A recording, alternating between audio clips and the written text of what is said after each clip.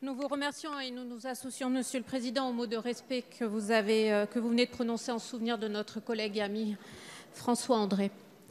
Madame la ministre de la Santé, si l'Europe fabrique encore une bonne partie des médicaments qu'elle consomme, elle importe la plus grande partie des ingrédients indispensables à leur fabrication depuis l'Asie et plus particulièrement depuis la Chine. Cette dépendance pose déjà d'immenses problèmes aux soignants comme aux patients. Les exemples sont nombreux.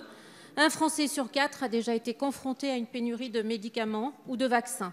Nous avons connu l'été dernier, pendant plusieurs semaines, des difficultés sur les corticoïdes qui concernent les traitements de pathologies chroniques comme l'hypertension ou la maladie de Parkinson. Les médicaments pour la thyroïde, les antidépresseurs et maintenant les anticancéreux font l'objet de pénuries. Il est urgent de relocaliser ces productions en France et en Europe. Les opportunités ne manquent pas. C'est le cas, par exemple, dans ma circonscription avec les locaux de MSD qui vient d'annoncer un PSE, comme je vous l'ai indiqué en novembre dernier. Madame la ministre, n'y a-t-il pas urgence à reprendre en main et à relocaliser ces productions en France et en Europe afin de garantir la protection de la santé de nos concitoyens, comme le stipule l'alinéa 11 du préambule de notre Constitution ? Merci. La parole est à Madame Agnès Buzyn, ministre des Solidarités et de la Santé.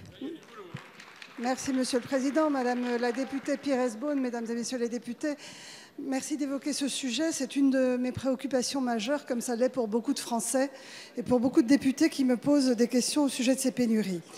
Il y a de plus en plus de médicaments en tension, les signalements sont nombreux. Les raisons sont multiples, vous le savez. Il y a la souveraineté de la production, vous avez raison, mais il y a aussi le fait que la consommation mondiale a considérablement augmenté. Et donc la question de la souveraineté de la production doit être un sujet que nous avons à prendre en compte au niveau européen. En dehors de cette souveraineté, j'ai aussi proposé, en juillet dernier, une feuille de route pour lutter contre les pénuries, améliorer la disponibilité.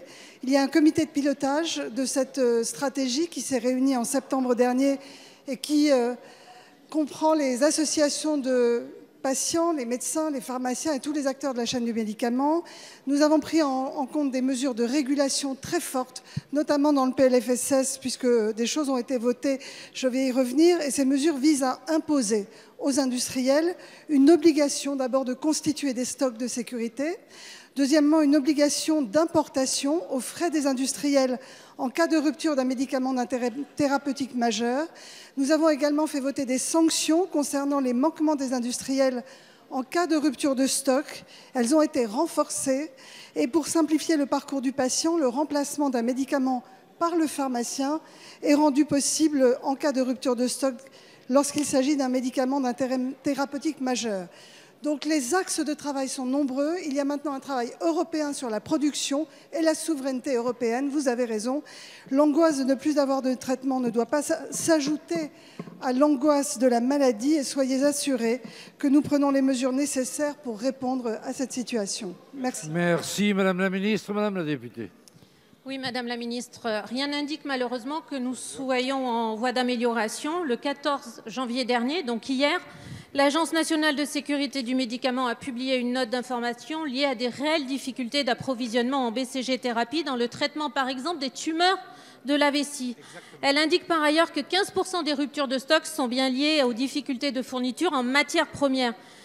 On peut donc imaginer une situation encore plus dramatique en cas de paralysie des pays producteurs comme la Chine qui connaît une crise sanitaire. Est-ce que dans ce pays, on va réserver les médicaments disponibles aux patients dont le besoin est le plus urgent, comme l'écrit l'Agence nationale dans sa note? C'est une vraie difficulté, Madame la Ministre. Vous êtes aux responsabilités. Merci, Madame.